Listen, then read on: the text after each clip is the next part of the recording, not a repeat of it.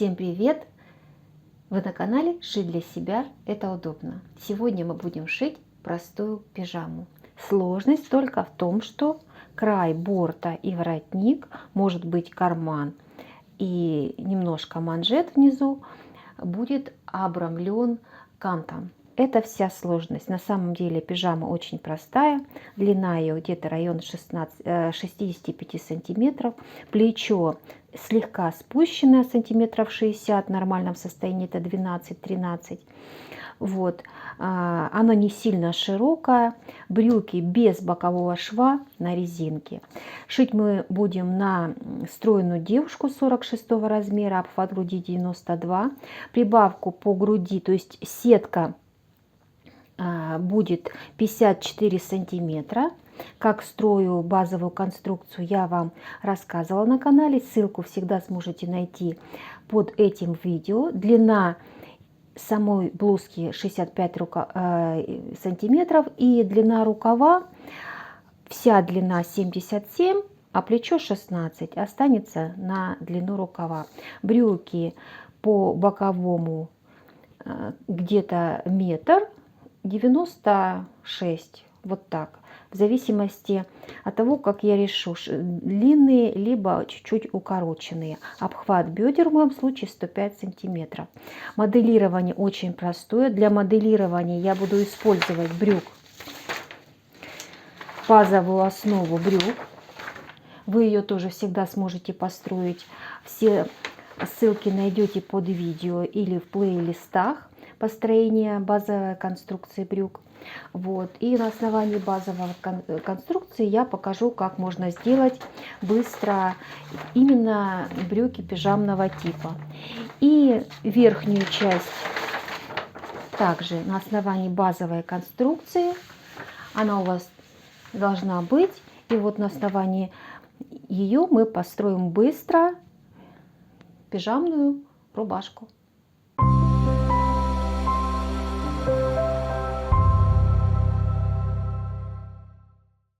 Шить пижаму мы будем из натуральной ткани. Это хлопок. Похоже на рубашечную ткань. Главное, что она именно в клеточку, как я хотела. Вот, значит, и кант будет такой контрастный, из коричневого, такого же хлопка. Немножко лавсанчика добавлено. Вот. Начинаем мы непосредственно сверху. И базовая основа, она у меня удобно построена. Здесь сразу перенесена выточка и в пройму, и в бок, и вверх.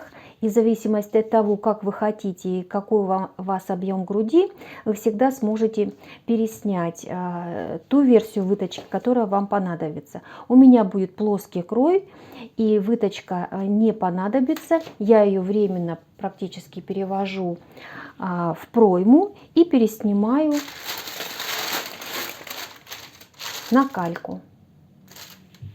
Я вам расскажу, как я моделирую. То есть я укладываю кальку на свою базовую конструкцию, переснимаю вот таким образом, продлеваю выкройку до нужной мне длины, по бедрам откладываю минимальное значение.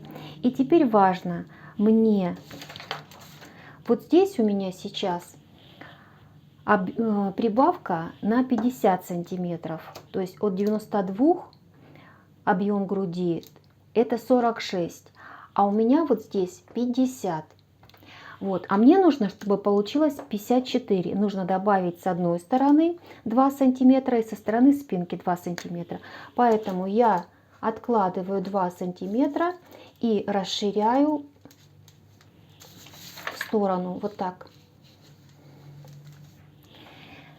И плавно свожу на те же 2 сантиметра по линии бедер. Все, боковая сторона у нас готова. Здесь же мы можем отложить длину разреза, если вам она нужна. Что мы делаем по плечу? Плечо мы увеличиваем до 16 сантиметров, чтобы оно было спущенное. Вот так. Плечо продлеваем. И плавной линией сводим вот сюда. Вот такая выкройка. Единственное, по переду я вам советую немножко углубиться. Чуть-чуть.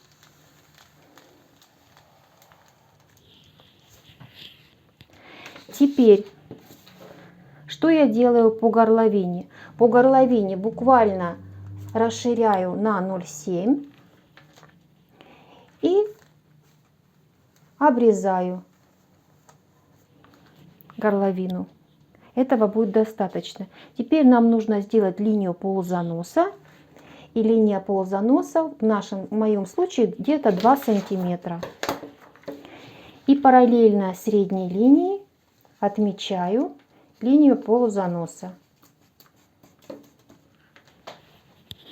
Борт будет кроиться отдельно, потому что здесь будет вставлен кант. Форма лацкана, скорее всего, будет круглая, поэтому можно сразу вот здесь и скруглить. Как строится воротник, я вам тоже покажу. Первая петля в моем случае будет на 2 сантиметра выше, чем линия груди. Вот такая простая выкройка. Не забывайте, что здесь должен быть прямой угол, и эту линию красиво можно оформить по лекало. Все. Перед у нас готов. Место расположения кармана вы тоже определите на себе. Вот такой плоский, простой крой. Спинку я делаю аналогично. По аналогии с передом делаем практически то же самое. Немножко расширяем горловину. И вот здесь только срезаем. Затем берем плечо от передней половинки. Переснимаем, естественно, все точно так же. Выточку игнорируем, она нам не нужна. Укладываем получившееся плечо и отмечаем точку, которая нам нужна. Расширяем сторону бокового шва 2 сантиметра и спускаемся все ниже к линии бедер до длины самой пижамы. Все. И теперь вот эту точку плавно сводим в эту. Выточки не используем, среднюю линию тоже не углубляем, так как пижамка должна быть свободная. Все, наша выкройка готова. Единственное, что можно сделать и по переду, и по спинке, немножко углубить пройму на 1 сантиметр. Это уже по желанию, насколько вы любите комфорт. Я считаю, что углубить нужно. И еще такой момент. Для комфорта я сейчас склею эти половинки по линии плеча и переведу шов на 1 сантиметр вперед. Теперь складываем детали по плечевому шву и склеиваем малярным скотчем или скотчем обычным, как угодно. Главное склеить.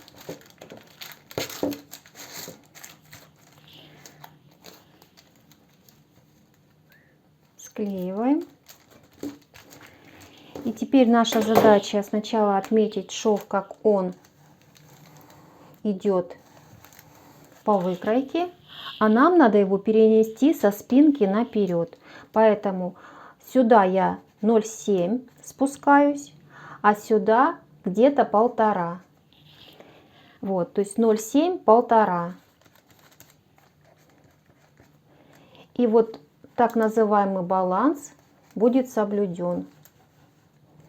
И теперь разрезаю таким образом.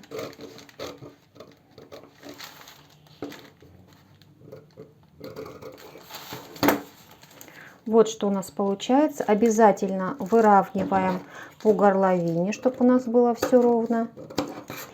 Здесь же, обратите внимание, я нарисовала, как будет идти под борт. 4 сантиметра и вниз параллельно борту линия. И тут же можно сразу нарисовать обтачку, ширина этой обтачки по спинке тоже в районе 4 сантиметров. Вот так. Все, детали теперь у нас готовы. Нам нужно покроить рукав. И если вы хотите чуть-чуть посвободнее, можно вот здесь на сантиметр опуститься. Я нарисовала. Вот здесь аккуратно. Можно эту линию нарисовать покрасивее. Здесь чуть-чуть углубиться. И вырезать. И нам нужно знать длину проймы по переду и длину проймы по спинке. Для этого, в зависимости от того, какую вы линию выберете, но я, наверное, все-таки углублю, это пижама, она должна быть свободная. Вот, нужно замерить ее, поставить линейку. Вот здесь у меня 22 по переду, а по спинке 23. Эти значения я сейчас запоминаю. Здесь у меня 22, здесь 23. И очень просто, простым способом строим рукав. Итак, как быстро покроить рубашечный рукав простой. Отрезаем нужную нам длину, лист бумаги. Теперь так делаю я, если мне нужно просто. Ну, самый простой способ — это взять выкройку из журнала, вы же понимаете. Вот. Как определить окат рукава? Мы укладываем где-то посередине лекало свое. И вот смотрите, вот это будет высота оката. Где-то 12, наверное, сантиметров. Я сейчас уложу вот так. И мы можем замерить и здесь уже провести линию. И замеряем, сколько у нас получается высота оката вот здесь. Ну, вот у меня 14 сантиметров получилось. Все. Теперь находим середину листа. Так, у меня здесь 25,5 нужно. 22,5. Середина листа. Укладываем. Чертим прямой угол вниз. Вот. И теперь от этой точки мы должны отложить длину проймы переда, а здесь длину проймы спинки. Здесь в этом случае 22 сантиметра. Таким образом мы найдем ширину рукава. Сейчас проверим. Мне нужно 22 сантиметра. Вот эта точка. А здесь 23 сантиметра. Самый край. Вот эта точка. Вот. И теперь нам нужно соединить между собой, сделать треугольничек.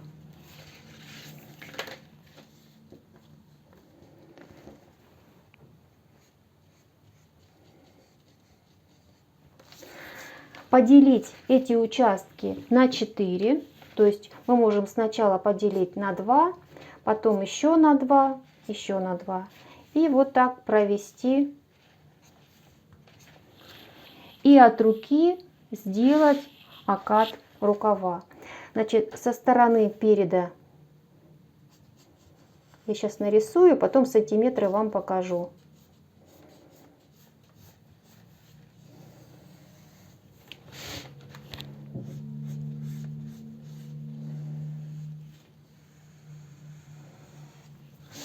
Да, вот где-то так получается. Получается, что со стороны спинки 1,5 сантиметра, со стороны переда 2 сантиметра. Здесь я чуть-чуть больше опущусь, а здесь 0,7, а здесь сантиметр. И все, и рукав готов. Внизу мы отмечаем ту ширину рукава, которую хотим. Я думаю, всегда можно замерить рукав. какой свободы вы хотите. Наверное, вот 25 сантиметров будет достаточно. И 25 сантиметров откладываете внизу, соединяете эти две точки. Хотите, сделайте локтевую выточку, хотите, не делайте, простой рукав. Вот таким образом. И просто вот так соединить все линии. Вот что у меня получилось. И внизу делаем по переду. Вверх поднимаемся, а здесь опускаемся. Вот такая волна. Рукав готов. После того, когда вы рукав выкроили, нужно промерить, садится ли он в нашу пройму. Я вот так укладываю. И можно промерить вручную, просто переворачивая рукав по пройме. Вот так. Мы выходим в среднюю точку. Точно совпал рукав. И то же самое делаем по задней половинке. Все то же самое. И здесь выходим на посадку где-то в районе сантиметров. Это бывает, потому что эта бумага, она не припосаживается. Вот такой крой. Теперь для того, чтобы построить воротник, нам нужно понимать, как хотим, чтобы заворачивался лацкан. Ориентировочно первая петля будет где-то вот здесь. И сначала мы для себя рисуем. Можем прямо здесь рисовать, как бы мы хотели, чтобы воротник лежал. Вот. Ну, я от руки, наверное, вот так бы хотела, чтобы воротничок лежал. И это наши ориентиры для построения в дальнейшем воротника. Посмотрите, видите, уже нарисовался. Для этого нам нужно знать обязательно длину ростка. Измеряем длину ростка и измеряем вот это расстояние. Вот это расстояние нам тоже очень важно. Ставим линеечку и замеряем все эти значения до плечевой точки и здесь до плечевой точки. Итак, я замерила. У меня по ростку 9,5, по линии горловины спинки до вот этого уступа здесь у меня 11,5. И нам нужно нарисовать прямой угол. Вот он у меня есть. Отложить сначала 9,5, а потом отложить 11,5 и провести вверх перпендикуляр. Вот. А теперь можно взять значение с рисунка, который мы нарисовали. Вот смотрите, приподнимаемся на 3 сантиметра, как я замерила. Вот провела линию. И вот этот заход у меня 3 сантиметра. И я приподнимаюсь на 3. Вот. Теперь смотрю, где, на каком уровне происходит отворот. Отворот у меня на 6 сантиметров. Откладываю 6 сантиметров. И делаю сначала плавную линию, а потом приподнимаюсь на 0,5 и эту линию округляю. Вот так. Теперь нам нужно нарисовать стоечку. Стоечка чаще всего где-то 2,5 сантиметров, женская. И нам нужно ее плавно через точку вот так нарисовать. Так он у нас будет заворачиваться. Теперь отступаем от этой стоечки вверх сантиметров 6-7, в зависимости, как вы хотите.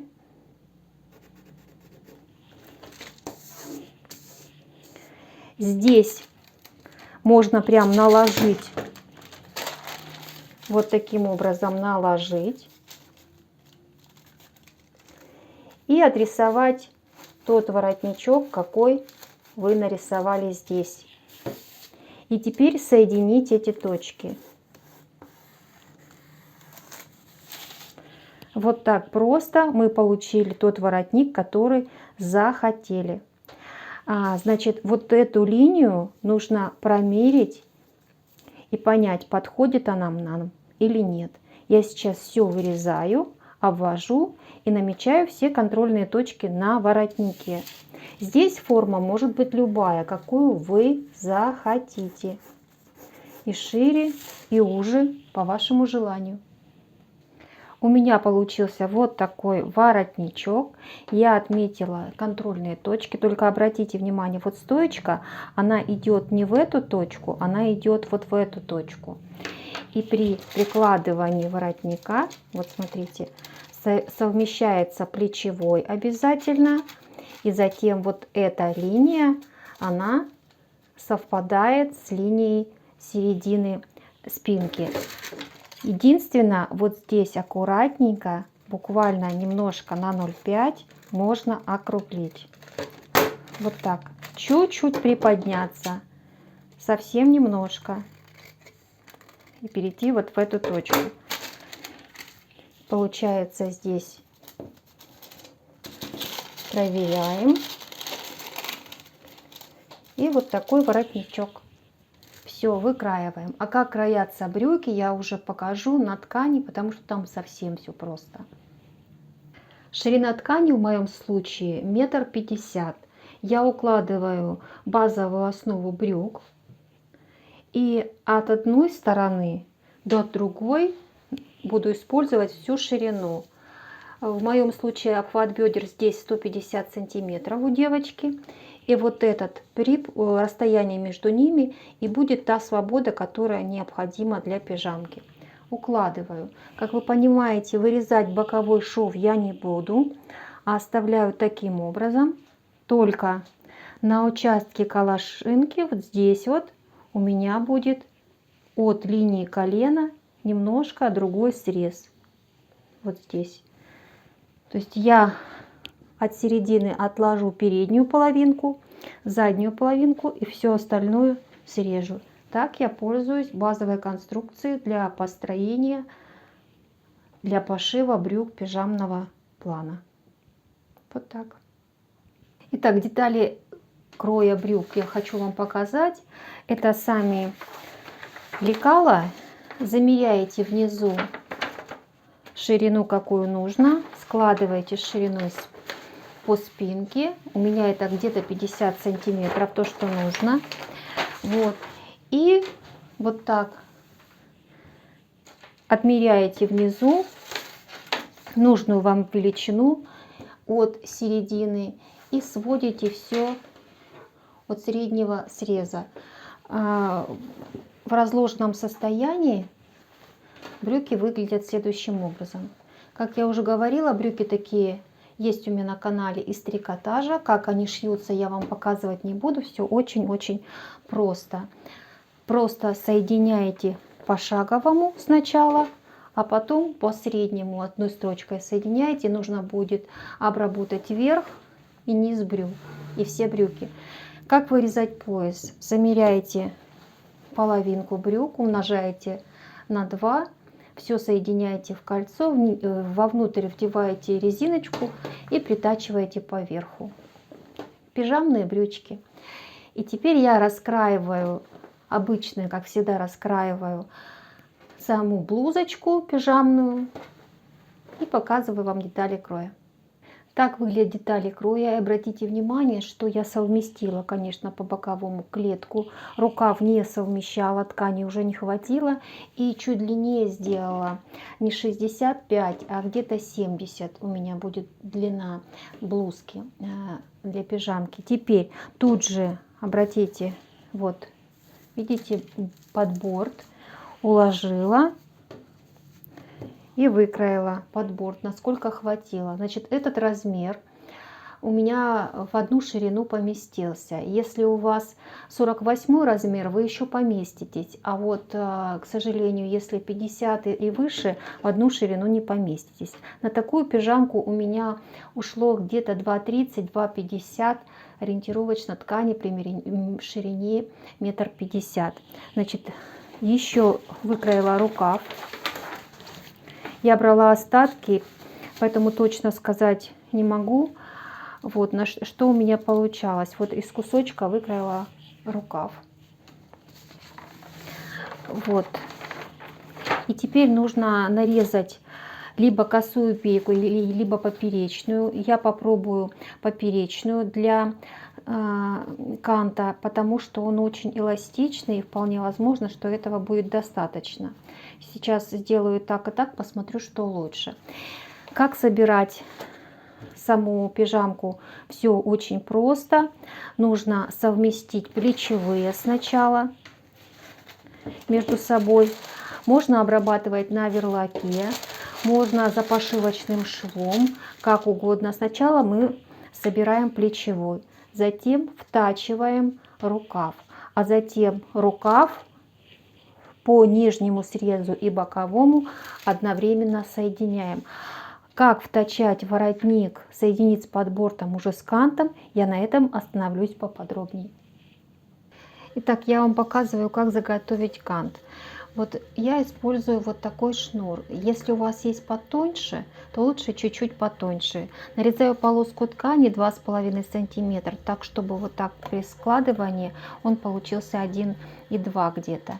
И на специальной лапке вот такой я близко-близко к краю застрачиваю шнур вовнутрь. И таких полосок заготавливаю как можно больше. Им я буду обрабатывать воротничок и борт. Может быть, по низу рукава, по манжету пущу, посмотрю еще. Но идея такова. Значит, можно использовать как поперечную, если у вас хорошо тянется, так и по косой. По косой это беспроигрышный вариант, но если нет ткани, то можно и поперечную иногда использовать. Вот такой кант получается. Использую нитки желательно в цвет. Вот. И сейчас буду заготавливать воротник. Теперь я беру воротник выкроенный. И вот на лицо, и так как я дублировать не буду ничего, это пижамка, здесь не обязательно, я укладываю вот эта верхняя часть, укладываю кант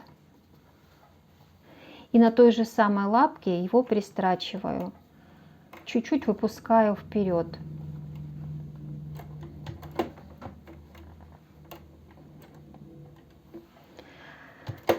Можно даже немножко больше выпустить, чтобы в шовчик попал сам шнурочек, потому что у меня там отошел. И теперь вот здесь я должна тоже строчить рядом с кантом. Для того, чтобы кант хорошо укладывался, его нужно рассекать по дуге, вот так. И перед тем, как будете пристрачивать кант, сформуйте его. Также на утюгом оттяните по краю. Если косая бейка, то она укладывается без проблем. И вот так мы верхнюю часть воротника соединяем с кантом. Получается вот такой эффект. Нужно строчить дальше, чем строчка канта. Вот видите, у меня немножко не совпало, поэтому я сейчас перестрочу и поближе, и на более мелкой строчке. Ну, смысл такой же. Здесь обязательно рассекаем по дуге и выкладываем. Если у вас сразу не получилось, это не страшно. Можно еще раз дать строчку, только более мелкую. Или, если хотите, можно вытащить предыдущую, тоже возможно. Все, я аккуратно все выкладываю.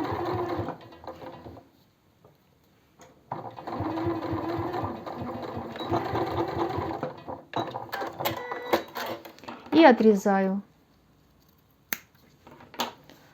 Вот так.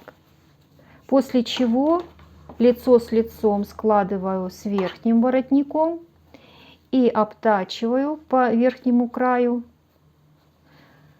Аналогично прокладывая строчку чуть-чуть дальше, чтобы перестрочить первую, самую первую.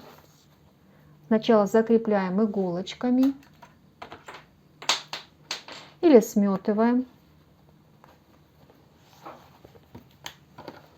И вот здесь мне виднее всего. Я уменьшаю частоту стежка где-то до 2,5 и пытаюсь соединить уже строчкой ближе, чем ту, которую я прокладывала.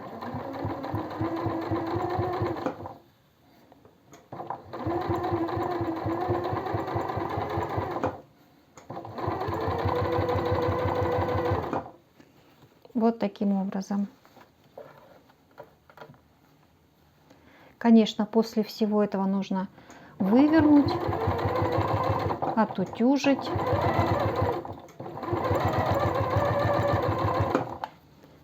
Я таким образом продолжаю соединять верхний с нижним воротником. Что получается внутри? Получается вот такой кантик. Посмотрите, симпатичный. Аналогичным способом поступаем с полочками.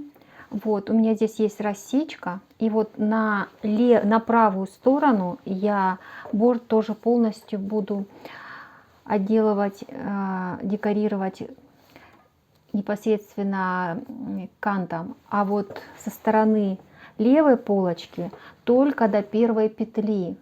Вот, зачем? Не будем усложнять. Не будем утолщать, поэтому сейчас вот это непосредственно правая сторона, так как это лицевая. На ней будут петли, у меня здесь вот рассечка. Я выпускаю вперед от рассечки кант. Потом его заверну, когда буду пришивать сам воротничок. И точно так же, как и с воротником, поступаю, рассекая по краю, по всем изогнутым местам. Аккуратно.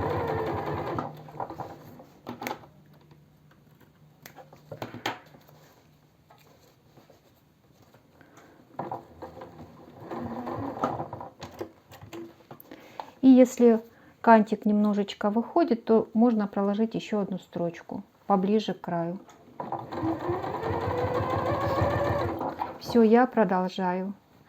Затем сверху буду укладывать подборт, и у нас получится такой же вид, как и у воротника. Подходим к низу. Я буду обрабатывать где-то шириной шва 4 сантиметра. Вот. И вот на этом расстоянии я останавливаюсь. Увожу в сторону. Можно вот так подогнуть. То есть сейчас рассечку поставлю.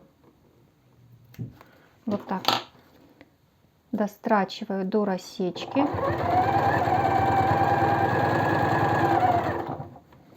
И можно увести в сторону. Просто загнуть.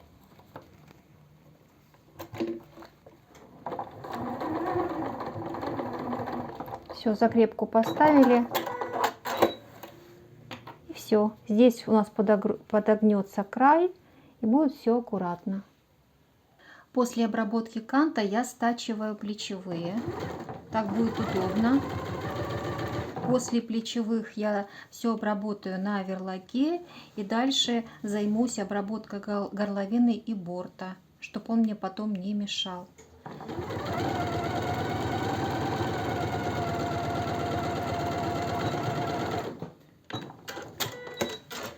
Соединила. Теперь можно не разрезать, а именно вот так цепочкой сразу под оверлок. Прокладываю я строчку оверлочную по лицевой стороне именно переда. И затем заутюживаю шов в сторону спинки. Прежде чем втачать воротник, нужно по нижнему срезу проложить строчку закрепляющую. по самому краю. И затем его остановить. Остановить значит выровнять.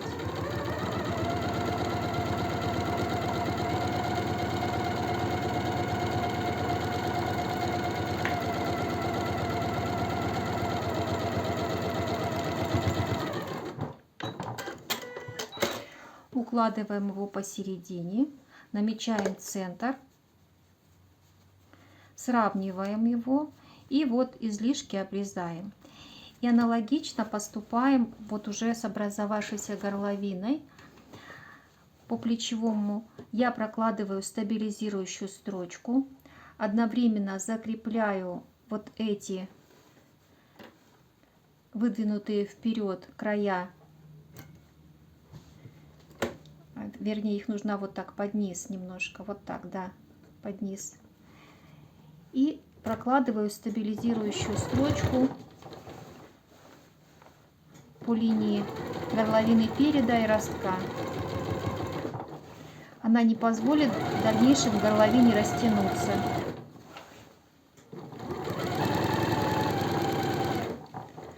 И шов заодно закрепит в сторону спинки.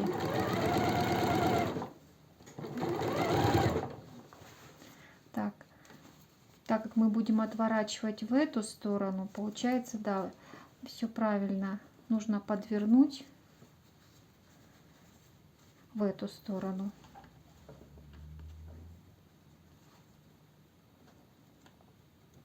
Эти кончики.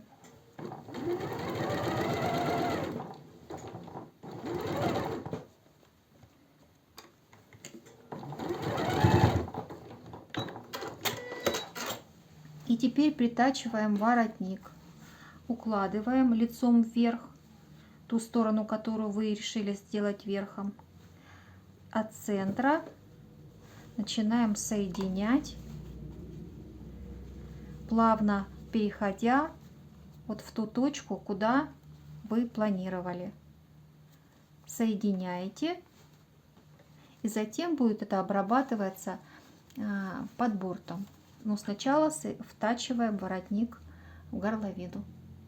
Хочу показать вам очень важный нюанс. Когда воротничок подходит, здесь должна быть четкая состыковка. И вот этот участок нужно раскрыть, вытащить шнур и обрезать до места стыковки. Вот до сюда. И когда мы возвращаем назад, все красиво укладывается. Можно даже закрепить, чтобы он не вышел из строчки. И я здесь подумала, что скорее всего я край по воротнику обработаю оверлоком, чтобы не усложнять конструкцию, чтобы она была легче. И затем вот так настрочу. Оверлок у меня красивый, будет смотреться неплохо. Шов притачивания обработала на оверлоке, воротника я имею в виду. Вот, и теперь нужно под борт соединить с частью воротника до плечевого шва. Для этого я укладываю лицо с лицом, край обработала оверлоком и устанавливаю лапку, на которой пришивала кант. Значит, начинаю я с левой части, здесь у нас без канта, до первой практически пуговицы. И я просто притачиваю на ширину лапки.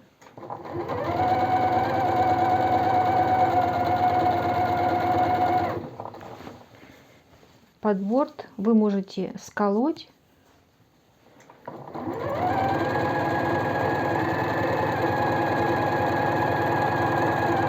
И вот начинается этап там, где у меня уже есть кант, то есть от первой пуговицы. И здесь нам нужно попадать как можно ближе к точке притачивания. Мне удобно строчить по подборту, но теоретически можно строчить и с другой стороны. Я стараюсь как можно ближе иглой подходить канту. Здесь вот заколола. Вот что получается. Нам нужно попадать в эту строчку.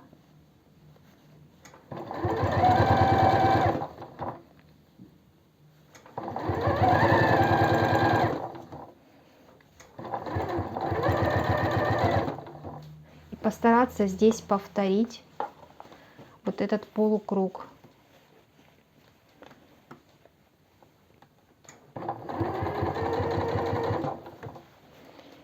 И продолжаем строчить до плечевого шва. На вот этом участке, как бы я уже и говорила, нужно аккуратно соединить сам воротник и подборд. И мы продолжаем строчить. Здесь я тоже стараюсь попасть в шов притачивания уже воротника. До плечевого. Так как край у нас обработан, ничего страшного не произойдет. И вот здесь, на вот этом участке, можно край подогнуть наверх и поставить закрепку. Вот что у нас получается.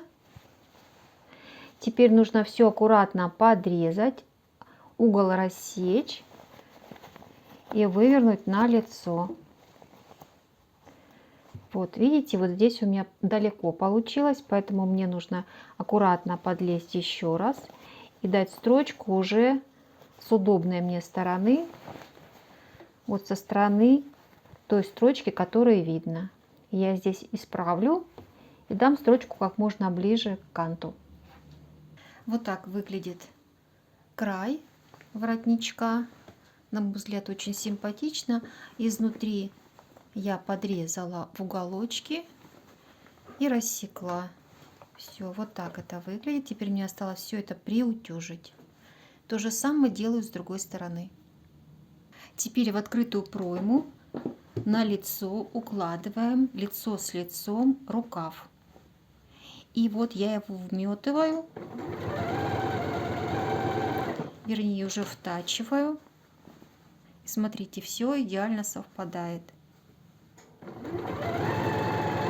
И потом нужно обработать на оверлоке. Ну а после чего соединить по боковому.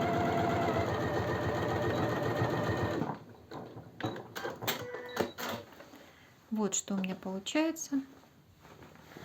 Так шов смотрится с лица. На данном этапе я стачиваю нижний срез рукава.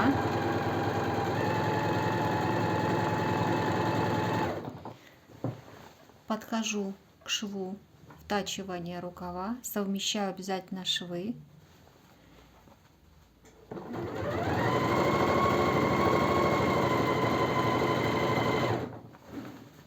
Четко соединяю.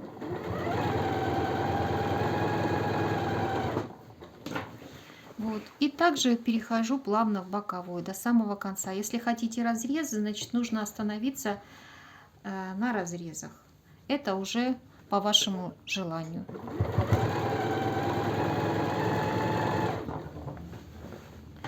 Вот. И стачиваю до конца. Низ рукава я обработала в подгибку с закрытым срезом, просто подогнула и настрочила полупрозрачными нитками. И точно так же сделала по низу самой пижамки, тоже подогнула и настрочила. Больше никаких хитростей. Теперь мне осталось пробить петли, и я еще решила сделать отделочную строчку вот по борту полупрозрачными нитками. Для этого нужно на участке от петли сделать по лицу строчку, а на вот этом участке, наоборот, по изнанке, потому что он отворачивается, а сюда по лицу. Поэтому я здесь настрачиваю, вкладываю ровно по краю и настрачиваю до за утюжки лацкана. Выравниваю и настрачиваю на 0,7.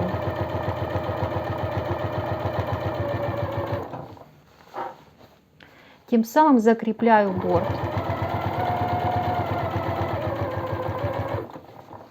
До канта.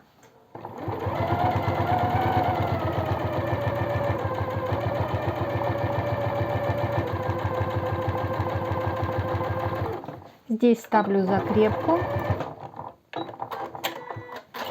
И с другой стороны я буду здесь заканчивать на этом участке. Теперь я иду к другому борту.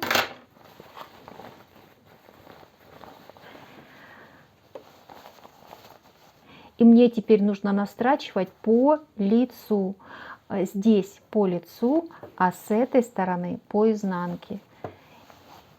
И от линии за утюжки я строчу в кант, отстрачивая его аккуратной строчкой.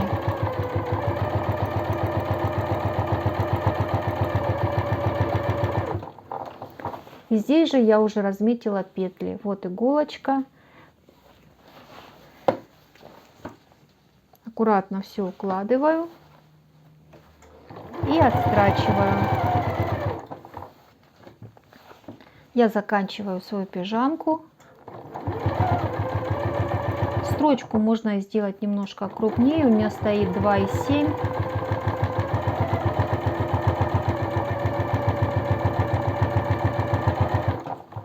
Строчка получается красивая.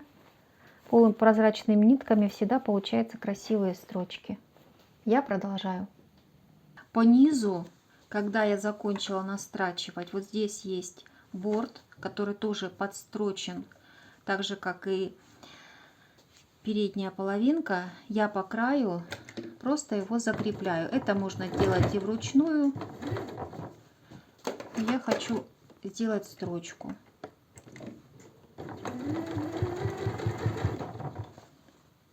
Увожу его немножко вниз.